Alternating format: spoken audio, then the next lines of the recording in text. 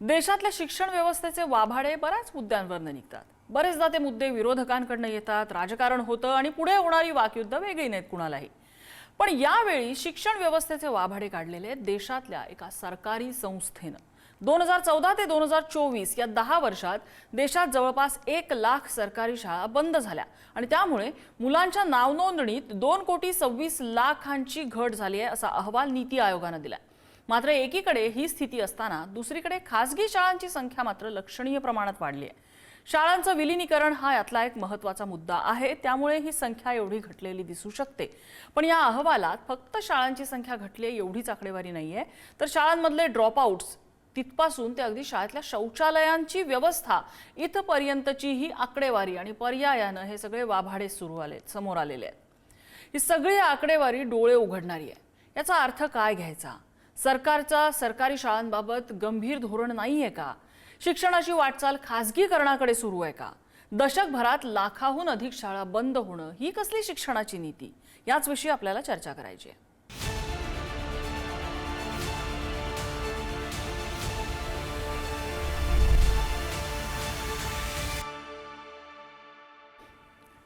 आणि याच संदर्भातल्या चर्चेत आपल्यासोबत सहभागी होत आहेत भाजपाचे सहमुख्य प्रवक्ते अजित चव्हाण, आपल्यासोबत माजी शिक्षक आमदार कपिल पाटील आहेत जे शिक्षक भारतीचे प्रमुख आहेत, त्याचबरोबर आपल्यासोबत स्वतः शिक्षणाचे अभ्यासक, स्वतः शिक्षक पेशाने आहेत, सामाजिक कार्यकर्ते आहेत असे भाऊसाहेब चासकर सुद्धा आपल्यासोबत आहेत। आपण या चर्चेला सुरुवात करताना मी सुरुवातीलाच भाऊसाहेब चासकर यांच्याकडे जाईन। चासकरजी, जेव्हा दशकभरामध्ये 1 लाख शाळा देशभरामधनं कमी दिसायला लागतात त्यावेळेला साहजिक सरकारकडे बोट दाखवलं जातं। याच्यामध्ये जे कारण मीमांसा या अहवालात समोर आले त्यामध्ये आहे शाळांचं विलीनीकरण, ज्याला आपण क्लस्टर म्हणतोय। अनेक शाळा बंद करून त्याची एक शाळा करण्यात आलेली आहे असे प्रकार आहेत, त्यामुळे ही संख्या इतकी कमी दिसतेय असं या अहवालामध्ये नमूद आहे। पण एवढं एकच कारण आहे का हो? एवढ्या एका गोष्टीमुळे आपली शिक्षण व्यवस्था खूप छान सुंदर आहे हे असं चित्र रंगवून चालेल का आपल्याला? नम्रताजी, खरं म्हणजे पुढारी न्यूजने एका महत्त्वाच्या संवेदनशील विषयावर ही चर्चा आयोजित केली, या चर्चेचं मी स्वागत करतो। खरं म्हणजे जेव्हा शाळा बंद होते तेव्हा केवळ एक शाळा म्हणजे दगड विटा आणि सिमेंटची इमारत बंद होत नाही, त्या गावातील एक सांस्कृतिक केंद्र जे असतं, मुलांना शिक्षण हे अत्यंत मुलांच्या दृष्टीने संवेदनशील गोष्ट असते। आई मुलाला जन्म देते आणि चांगलं ताकदीनं जे शिक्षण दिलं जातं त्याच्यामुळे मुलाचा पुनर्जन्म होत असतो आणि पायावर उभं करून स्वावलंबनाच्या दिशेने मुलांना घेऊन जाण्याच्यासाठी आणि एकूण सामाजिकीकरण आणि याच्यासाठी शिक्षण ही अत्यंत महत्त्वाची कृती आहे। आता जेव्हा शाळा बंद होते तेव्हा वस्तीतली शाळा बंद होते, वाडीवरची शाळा बंद होते, तांड्यावरची पाड्यावरची शाळा बंद होते। गोर गरीब दलित वंचित आदिवासी कष्टकरी शेतकरी घरातली जी मुलं आहेत त्यांच्या घरापासून शिक्षण दूर जातं। शिक्षण घरापासून दूर जातं, शिक्षण वस्तीपासून दूर जातं, तेव्हा आयुष्यातून शिक्षण दूर जात असतं। आणि देशाची प्रगती मोजायची तर किती हायवे आणि किती काय याच्यापेक्षा किती शाळा उघड्या आहेत, किती मुलांना गुणवत्तापूर्ण शिक्षण मिळतंय हे पॅरामीटर्स असायला पाहिजे। तुम्ही जो मुद्दा सांगितला शाळा बंद होणं, हे खरं म्हणजे समाजाच्या अवनतीचं लक्षण मानायला पाहिजे। विकासाच्या मुद्द्यावर जेव्हा आपण सगळेजण बोलतो, मांडणी करतो, चर्चा करतो समाज म्हणून, तेव्हा मला असं वाटतं की त्या देशातील सार्वजनिक शिक्षणाची व्यवस्था कशी आहे, तिथल्या मुलांना गुणवत्तापूर्ण शिक्षण मिळतंय काय। आज वेगवेगळे जे प्रगतीचे आलेख ज्याच्या आधारे देशाच्या विकासाचे निर्देशांक ठरवले जातात, असे जे जगातले प्रगत देश आहे तिथल्या शिक्षणाच्या व्यवस्थेकडून आपण काहीतरी शिकायला पाहिजे। सगळ्यात महत्त्वाचा मुद्दा असा आहे की संविधानानं जे आपल्याला कलम 21 मध्ये सांगितलंय की शिक्षणाच्या अधिकाराशिवाय समानतेनं जगण्याचा अधिकार अपुरा आहे। ज्या मुलांच्या आयुष्यातून शाळा दूर जातील ती मुलं खरंच त्यांना समानतेनं जगण्याचा अधिकार आपण देतो का? खूप विचार करायला लावणारा हा मुद्दा आहे, खूप मोठा आणि खूप विचार करायला लावणारा मुद्दा आहे। मला अजित चव्हाण यांच्याकडे यायचंय। अजितजी, 1 लाख हा दुर्लक्ष करण्यासारखा आकडा नाहीये, कारण काहीही असो, पण नक्कीच या आकड्याकडे दुर्लक्ष करून चालणार नाही। बरं, आकडा इथपर्यंत मर्यादित असता तर वेगळी गोष्ट होती, ती चर्चा कदाचित वेगळ्या रंगावरती गेली असती, वेगळ्या एका टँजंटवरती गेलेली असती। पण इथे जवळपास 60,000हून अधिक शाळांमध्ये कार्यरत वॉशरूम्स नाहीत, टॉयलेट्स नाहीत, जवळपास तेवढ्याच संख्येच्या शाळांमध्ये मुलींसाठी वॉशरूम्स नाही आहेत. 1,00,000 शाळा ह्या एकल शिक्षक शाळा आहेत. काय म्हणायचं काय, ह्या सरकारी शाळांची ही अवस्था आहे.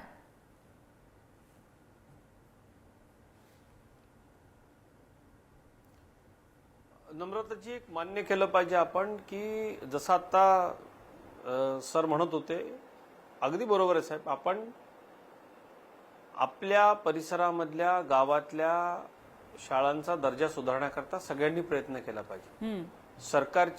सरकार म्हणून ही जबाबदारी आहे.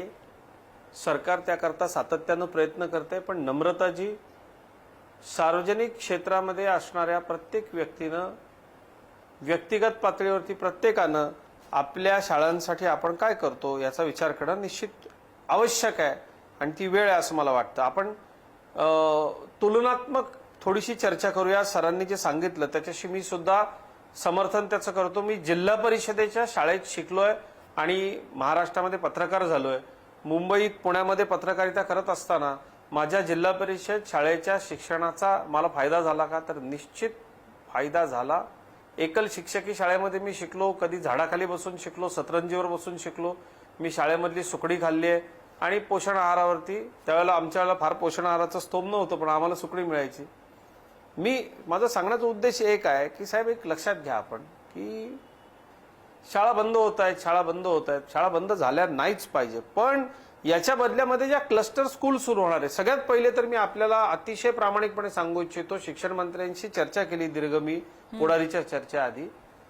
बंद पडलेल्या एकाही शाळेची कुठलीही इमारत, त्याची जागा ती कुणाला दिली जाणार नाही, विकली जाणार नाही आणि हस्तांतरित केली जाणार नाही असा एक GR आता महाराष्ट्र शासन आणतंय. काही NGOs ज्या आता मुंबईमध्ये ज्या पद्धतीने काम करतायत तशा त्यांना महाराष्ट्रामध्ये करता येईल का याच्या संदर्भामध्ये विचार सुरू आहे आणि तसा एक आराखडा तयार आहे आता, तो मी सविस्तर आपल्याला सांगतो. पण क्लस्टर स्कूल म्हणजे काय नम्रताजी, आज अशी परिस्थिती आहे, ग्रामीण भागामध्ये गल्लोगल्ली इंग्रजी शाळांचं फॅड आलेलं आहे. पटसंख्याच कमी झालेली आहे. पण मग पटसंख्या कमी झाल्यावरती या शाळा बंद होत आहेत, तर तिथल्या शिक्षकांची नोकरी जाते का, तर नाही. त्यांचं समायोजन केलं जातंय आणि तिथल्या आमच्या मुलांना इतर दुसऱ्या शाळेमध्ये आपण सामावून घेतो. एक अजितजी, आपण ह्याच्यामध्ये थेट मुद्द्यावरती आलं पाहिजे. हा मुद्दा शिक्षकांचा नाहीये, हा मुद्दा तिथले विद्यार्थी कुठल्या शाळेत जातील हा नाहीये. हा मुद्दा आहे मुळात ती शाळा बंद का होतीये. मुळात तिथल्या विद्यार्थ्यांना, तिथल्या पालकांना ह्या शाळेतले विद्यार्थी खासगी शाळेमध्ये पाठवावेसे का वाटतायत, ह्या शाळेमध्ये पाठवावेसे का वाटत नाहीयेत. जेव्हा पालकांना वाटतं की ह्या शाळेत विद्यार्थी जाऊ नये, पट कमी भरतो, नियमानुसार ती शाळा बंद होणार आहे. पण ते का, ह्या माझा एक प्रतिप्रश्न आपल्याला आहे. नाही, माझा एक प्रतिप्रश्न आपल्याला आहे. आपण दोघं शेजारी जवळपास एकाच परिसरामध्ये राहतो. माझा मुलगा ठाण्यामधल्या नामांकित खासगी शाळेमध्ये शिकतो, मी जाहीररित्या म्हणतो. तुमचा मुलगाही तशाच कुठल्या तरी शाळेत जाईल. ठाणे महानगरपालिकेच्या शाळेमध्ये आपली मुलं जाणार नाहीत, हे अगदी स्पष्ट आहे. तसंच जिल्हा परिषदेच्या शाळांमध्ये सुद्धा पालक आपली मुलं पाठवत नाहीयेत. आमच्या शिक्षकांची गुणवत्ता आहे का, तर निश्चितपणे आहे.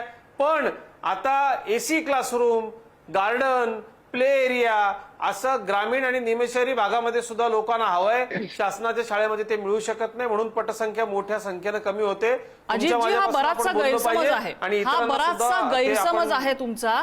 कारण सांगते तुम्हाला, अनेक गावांमध्ये अशा कोपऱ्यावरती इंग्रजी माध्यमांच्या शाळा आहेत, ज्यांना ना मैदान आहे, ना धड त्यांची इमारत चांगली आहे, ना धड इंग्रजी बोलणारे शिक्षक तिथे आहेत. तरी सुद्धा इंग्रजीच्या प्रेमाखातर, इंग्रजीच्या आकर्षणाखातर पालक तिथे आपली मुलं पाठवतात. पण ह्या शाळांचं कधी ऑडिट केलं गेलंय का, तिथलं एज्युकेशनल ऑडिट झालंय का, काय दर्जा आहे या शाळेचा हे सरकारने कधी सांगितलंय का, त्या विरोधात सरकारी शाळेचा दर्जा किती चांगला आहे हे सरकारने कधी दाखवायचा प्रयत्न केला का, का लोक तिकडे काय येतील. सातत्यानं महाराष्ट्र शासन आणि शिक्षण विभाग आपल्या शाळांचा दर्जा काय आहे हे सांगण्याचा प्रयत्न निश्चितपणे करत असतं. त्याचं मूल्यमापन होतं. 8,000 नवीन शिक्षकांची भरती आपल्याकडे होते. त्याच्याकरता मोठी कायदेशीर प्रक्रियेपासून सगळं आपण सहन केलं आणि ती मोठी प्रक्रिया राबवली.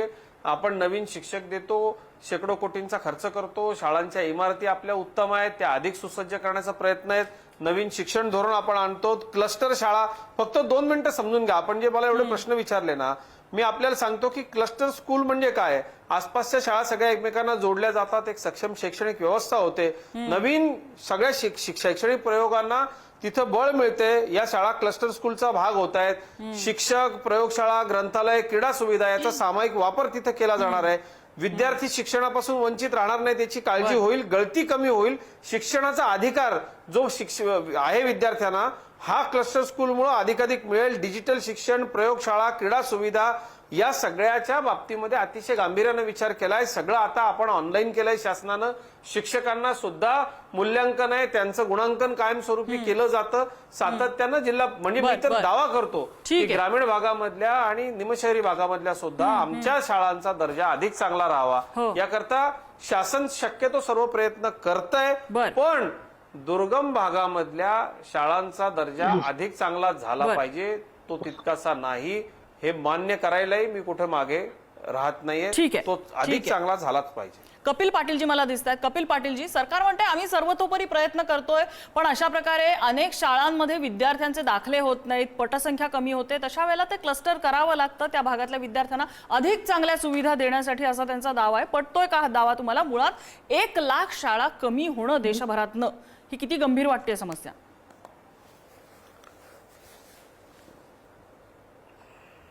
चव्हाण जे सांगतात एक सरकारच्या वतीने,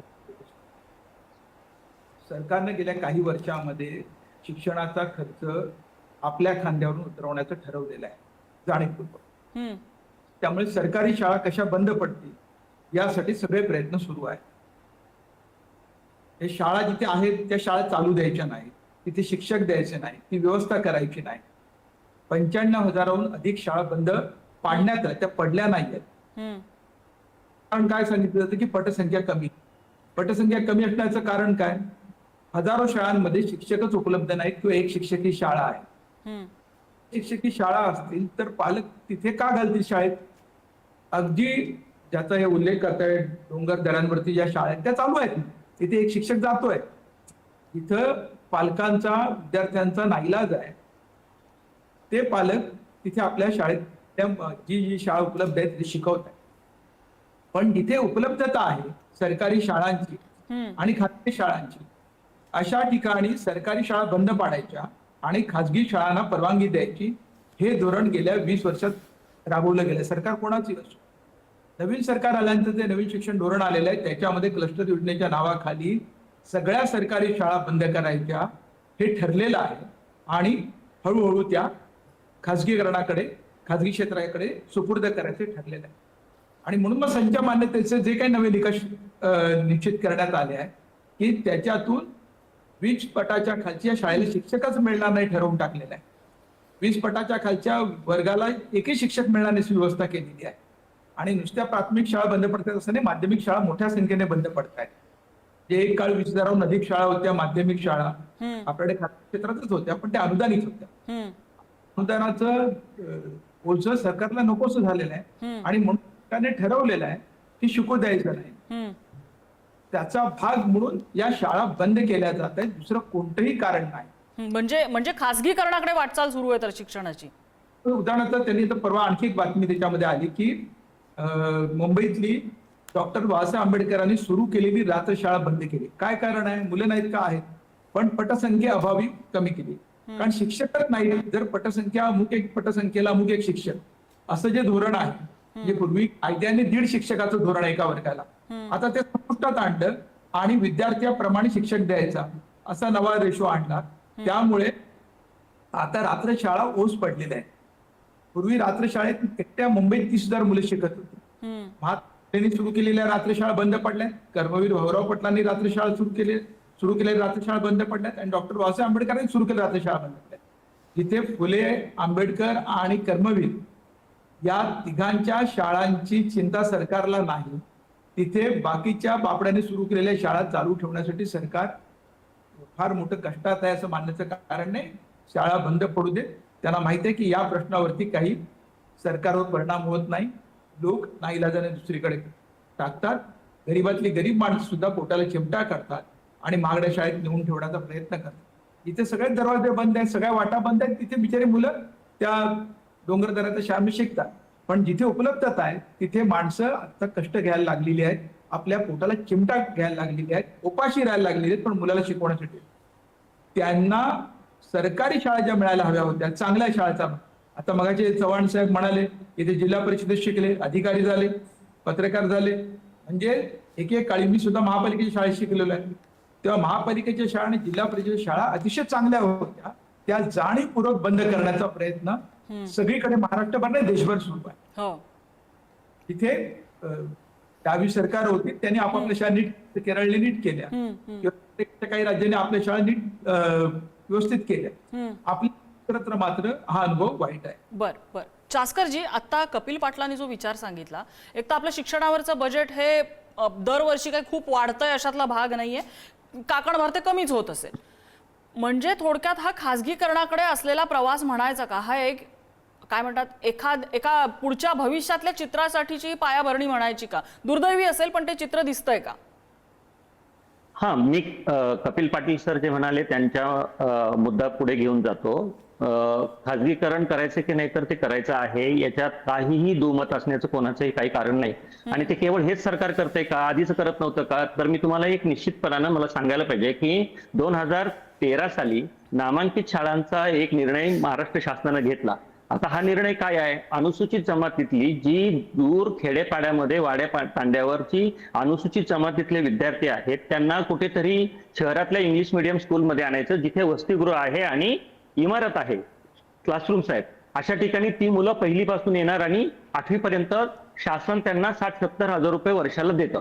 आता मला एक सांगा, इंग्लिश मिडियम स्कूलची विद्यार्थी संख्या म्हणजे खाजगी शाळांची संख्या वाढते, इंग्लिश मिडियम स्कूलमध्ये विद्यार्थी वाढतात आहे, परंतु कुठल्या तरी हरिश्चंद्रगडाच्या कुशीतून, मी अकोले तालुक्यात नगर जिल्ह्यात राहतो, तिथून मूल आणायचं अकोल्यामध्ये, त्याची भाषा वेगळी, त्याची संस्कृती वेगळी, ते मूल आईच्या कुशीत निजलं, वाढलं, झोपलं आणि शिकलं पाहिजे त्या परिवेशामधल्या शाळेमध्ये. तिथली भाषा आणि जगणं आणि शिकणं हे वेगळं काढता येत नाही, परंतु तिथून मुलं उचलून आणणार कुठेतरी दुसऱ्या इंग्लिश मिडियम स्कूलमध्ये आणि तिथे पुन्हा गुणवत्तापूर्ण शिक्षण मिळतंय म्हणून विद्यार्थी संख्या खाजगी शाळांची इंग्लिश मिडियम स्कूलची वाढते. अशा प्रकारचा जो तर्क आहे, तो तर्क मला असं वाटतं की अजितजी असतील किंवा आपण सगळेजण असू, आपण पुढारी न्यूजच्या माध्यमातून मी सगळ्यांना आवाहन करतोय, एक माझं किंबहुना आव्हान आहे की खाजगी शाळांमध्ये गुणवत्ता नाही म्हणून इंग्लिश मिडियम स्कूलमध्ये, प्रायव्हेट शाळांमध्ये विद्यार्थी जातात, अशा प्रकारचा जो तर्क दिला जातो, तर आपण कधीतरी असा एक निर्णय घेऊया ना की इंग्लिश मिडियम स्कूलची अकॅडमिक ऑडिट करू आपण.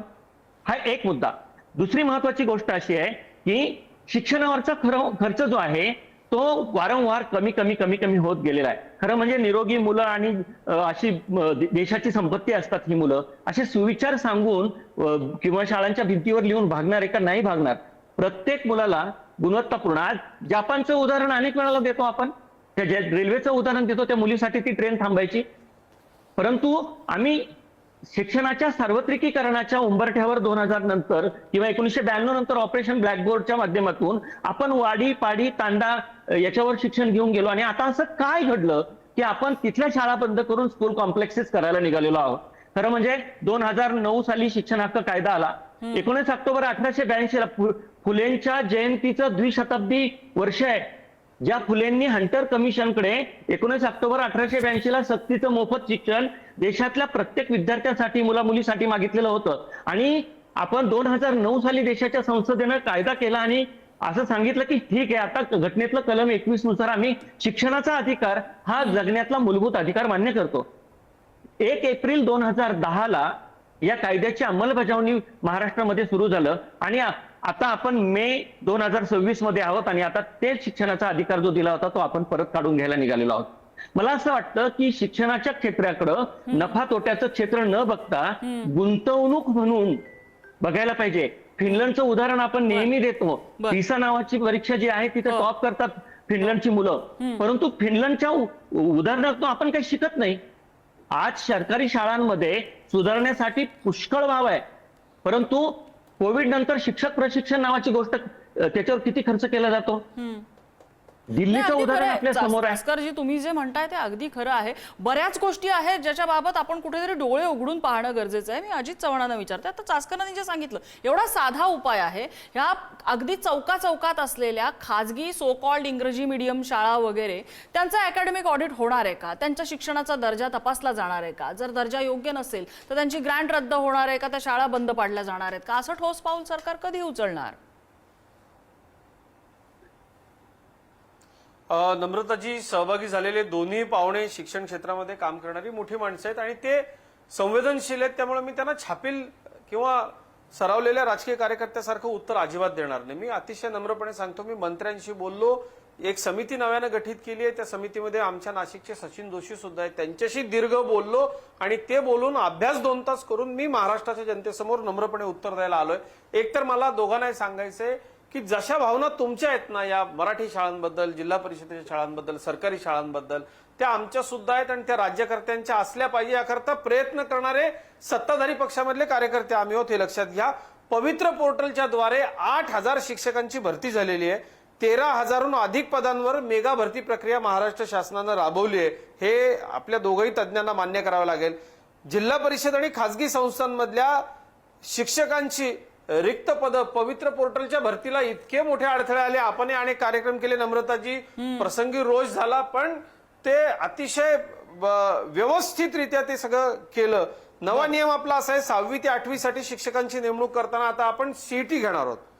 दुसरा विषय, 20 पेक्षा, मगाशी कपिलजींनी उल्लेख केला की 20 पेक्षा कमी पटसंख्या असलेल्या शाळांवर एक कंत्राटी शिक्षक आता आपण देणार आहोत. या शाळा आपण बंद पाडणार नाही कपिलजी, आपण असं करणार नाही. दुसरा विषय, आपण एक कमिटी केली की ज्याच्यामध्ये ज्या शाळा बंद पण पडतायत, समजा शहरातल्या असो ग्रामीण भागामधल्या असो, त्या शाळेची इमारत, त्याची जागा ती कायमस्वरूपी शाळेचीच असेल. पुन्हा शाळा सुरू करण्याची तिथं 100% शक्यता असेल.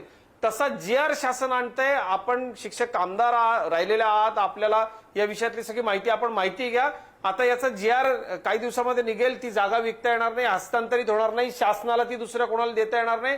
कायदा आणतो आहोत आपण असा. ती जागा फक्त शाळेसाठीच राहील. आपण मुंबईत जे यशस्वी केलं, आपण मुंबईकर आहात, आपल्याला माहितीये की एनजीओजनी या शाळा चालवल्या. आपण त्यांना CSR साठी मदत करतो आणि त्या खूप चांगल्या चालल्या. अतिशय उत्तम प्रतिसाद त्याला मिळाला. ते जिल्हा परिषद आणि इतर ग्रामीण भागामध्ये, निमशहरी भागात करता येईल का याचा शासन प्रयत्न करतंय. त्याकरता एक अभ्यास गट स्थापन करण्यात आलाय. नम्रताजी, शिक्षण हा विषय अतिशय महत्वाचा आहे. याची संवेदनशीलपणेच काळजी घेतली गेली पाहिजे असं आम्हाला खूप मनापासून वाटतं. हे मी आपल्या चर्चेच्या निमित्तानं महाराष्ट्राच्या जनतेला सांगू इच्छितो. शिक्षक सुद्धा आमचे अतिशय तळमळीने शिकवतात, पण पवित्र पोर्टलच्या दरम्यान, या सगळ्या भरतीच्या दरम्यान इतकी आव्हानं होती. शासनाच्या यंत्रणेचं सुद्धा कौतुक केलं पाहिजे. अगदी ती भरती झाली, त्यासाठी झालेला संघर्ष हा सगळ्या महाराष्ट्राने म्हटलाय. थोडंसं थांबवते तुम्हाला मी अजितजी, कारण आपल्याकडे वेळ लिमिटेड आहे. मला कपिल पाटलांची यावर कमेंट घ्यायची. कपिल पाटीलजी, शिक्षक आज काही हजार सरकार भरेल सुद्धा, त्या संघर्षावर मात करून म्हणा, भांडून बिंडून जे काय असेल ते शिक्षक भरती होईल. पण ज्या शिक्षकाला आज कुर्निसात आणि कुर्सीनाथ याच्यामधला योग्य शब्द कुठला हे सांगता येत नाही, तो शिक्षक असलेल्या शाळेमध्ये आपली मुलं का पालक पाठवतील? शिक्षकांचा दर्जा हा सुद्धा एक प्रश्न नाही का? मगाशी चव्हाणांनी जी आकडेवारी सांगितली, ती आकडेवारी नम्रताजी, मी आणि भाऊसाहेब जे सांगत होतो त्याला पुष्टी देणार आहे. आकडेवारी काय तुम्हीच सांगितली मगाशी की 1 लाखाहून अधिक शाळा बंद पडल्या. हो, महाराष्ट्रात हा आकडा, त्याच्यातला मोठा हिस्सा महाराष्ट्रातला आहे. बंद पडणाऱ्या शाळा, भरती कितीची झाली? गेल्या 12 पासून भरती तर बंद होती, पण आता भरती 12-13 हजार त्यांनी केली. तेव्हा काही हजार शाळा बंद पाडल्या आहेत. त्याच्यात 1.5 शिक्षक, म्हणजे पूर्वी महाराष्ट्रामध्ये 7.5 लाख शिक्षक होते. आता कार्यरत शिक्षकांची संख्या 5 लाखाहून कमी आहे. सगळे जे प्रायमरी टू हायर सेकंडरी पर्यंत. या तिन्हीची संख्या जे 1.5 ते 2 लाख शिक्षक कमी झालेले आहे. लोकसंख्या कमी झाली का वाढली? लोकसंख्या वाढली. शिकणाऱ्या विद्यार्थ्यांची संख्या कमी झाली की वाढली. पण शिक्षकांची संख्या कमी झाली. जे लाखभर शिक्षक कमी करायचे आणि 13,000 शिक्षक आता आम्ही भरतो आहोत, कमिटी नेमतो आहोत, याला काही अर्थ नाही. नंबर 1, म्हणजे शिक्षकच द्यायचं नाही. शिक्षक चांगला, बरा, वाईट हा भाग अगदीच वेगळा भाग आहे. किमान शिक्षक देणं, जे गणिताला शिक्षक नाही, आता आपण सोडून देऊ, त्या भागात भाऊसाहेब राहतात, त्या डोंगर दऱ्याची भाषा आपण बाजूला ठेवू. तर मुंबईमध्ये, पुण्यामध्ये शिक्षक उपलब्ध आहेत का? तर नाही. सायन्सला शिक्षक नाही, गणिताला शिक्षक नाही, भाषेला शिक्षक नाही. जे RT मध्ये एक तरतूद आहे राईट टू एज्युकेशन मध्ये की एक शिक्षक भाषांसाठी, तर त्याचा शब्दशः अर्थ याने असा घेतला की 3 भाषांसाठी एक शिक्षक, म्हणजे 2 शिक्षक तिथे उडाले. असं सुद्धा सध्या सुरू आहे. सायन्ससाठी एक शिक्षक, मग फिजिक्स याच्यासाठी कोण शिकवणार? आणि प्रायव्हेट मध्ये तर एक शिक्षक ही शाळांची संख्या आता आपलं सर्वाधिक वाढते आणि आता कंत्राटी नेमणार. जे खासगीकरण काय आणि कंत्राटीकरण काय? आमचा मुद्दा की कंत्राटीकरणाला विरोध आहे आमचा. कंत्राटीकरणातून तुम्ही शिक्षणाचं नुकसान करता, शिक्षक अपरिमित शोषणाला परवानगी देता आणि त्यांना देशोधडीला पत्ता. 3 गोष्टीचे परिणाम होतात, म्हणजे ज्याचा उल्लेख आता भाऊसाहेबांनी केला की देवी पुण्यतिथी आपण साजरी करणार आहोत. जयंती, महात्मा फुलेंचं जयंतीचं वर्ष आहे, 200व्या जयंतीचं वर्ष आहे, जन्मशताब्दीचं वर्ष आहे. त्या काळामध्ये शिक्षण बंद करायचं आणि त्यांचे फक्त पुतळे बांधायचे किंवा त्यांच्या नाव कशाला तरी शाळेला द्यायचं, एवढ्याने काय होणार आहे?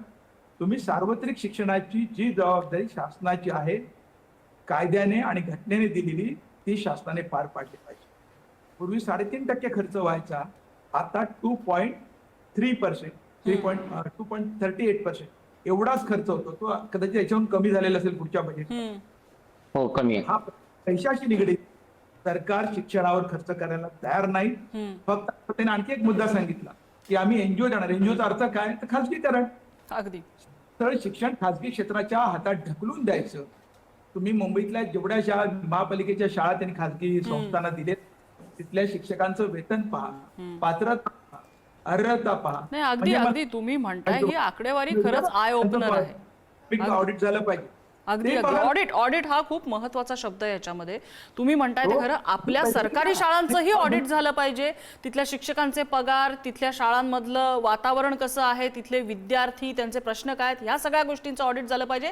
याचबरोबर खासगी शाळांचं सुद्धा ऑडिट झालं पाहिजे. जे आता चासकर सरांनी सांगितलं, अकॅडमिक ऑडिट त्यांचं आपण करणार आहोत का? आय एम सॉरी नम्रताजी, आणखीन एक नीती आयोगातला महत्वाचा मुद्दा असा आहे की जर पहिल्या वर्गामध्ये 10 मुलं दाखल झाली तर 12व्या वर्गापर्यंत केवळ 6 विद्यार्थी शिकत आहेत आणि बाकीचे 4 मुलं ड्रॉप आउट होत आहेत. त्यामुळे 20% जास्त ड्रॉप आउट आहे 8वी ते 9वी मधला. करेक्ट. हा एक खूप भयंकर मुद्दा आहे. तो ह्या सगळ्याचं ऑडिट झालं पाहिजे. संवेदनशील मुद्द्याकडे 50 सेकंदात मी लक्ष वेधतो. जर 9वी 10वीला 20 विद्यार्थी प्रत्येक वर्गात नसतील तर तिथे संच मान्यतेमध्ये शिक्षक दिलेले नाहीये. शिक्षक दिले नाही तर ती मुलं शिकू शकणार नाही. त्या 9वी 10वीतल्या विद्यार्थिनी ज्या आहेत, खास करून मुली, कारण जेव्हा लोककल्याणाच्या योजना गुंडाळल्या जातात तेव्हा मुलं आणि महिला सफर होतात, असं अमर्त्य सेनांनी आर्ग्युमेंटिव्ह इंडियन मध्ये म्हटलेलं आहे. जर ग्रामीण भागातल्या वाड्या पाड्यावरच्या आदिवासी वस्तीवरच्या या शाळा जर बंद झाल्या दुर्गम भागातल्या, तर या मुली पहिल्यांदा बालमजूर होतील आणि बालविवाह लावले जातील, नव्या सामाजिक समस्यांना जन्म दिला जाईल. त्याच्यामुळे बाबासाहेबांनी शिक्षणाला हा प्रश्न अतिशय खोलवर जातो. त्याच्यामुळे फक्त एवढ्यावर थांबून चालणार नाहीये. तर एक संपूर्ण ओव्हरहॉल करायची आपल्याला गरज आहे. शिक्षण ही जी आपली यंत्रणा आहे ती काही चुकीच्या धोरणांमुळे म्हणा किंवा काही योजनांच्या अकार्यक्षमतेमुळे म्हणा किंवा काही योजना ह्या चांगल्या असूनही योग्य पद्धतीने राबवल्या न गेल्यामुळे म्हणा, कुठेतरी काहीतरी चुकतंय एवढं नक्की. त्याच्यामुळे ही आकड्यांची घट आपल्याला दिसते. अभ्यासक आहेत आपल्याकडे, त्यांचे विचार समोर घेतले पाहिजेत. आपल्याला एकच कळतं, एक साधं लॉजिक आहे की महात्मा फुले आणि सावित्रीबाई यांनी महाराष्ट्रामध्ये ही जी शिक्षणाची गंगा वाहती केली ती काय कुठे पैसे मिळवण्यासाठी नव्हती. त्यांनी ते एक समाज कार्य म्हणून केलं. शिक्षकी हा पेशा असा आहे, ते समाज कार्य आहे. ती फक्त नोकरी नाहीये, ते समाज कार्य आहे. आणि हा समाज यज्ञ जर सुरू ठेवायचा असेल तर केवळ समाजालाच नव्हे तर सरकारला सुद्धा यामध्ये खूप सकारात्मकतेने लक्ष द्यावं लागणार आहे. खासगीकरण हा पर्याय असू शकतो, तो उपाय असू शकत नाही, हेही लक्षात घ्यायला हवं. चर्चेसाठी आपल्याला सगळ्यांनी वेळ दिला, सगळ्यांचे आभार. आजचा धुळा इथेच थांबतोय.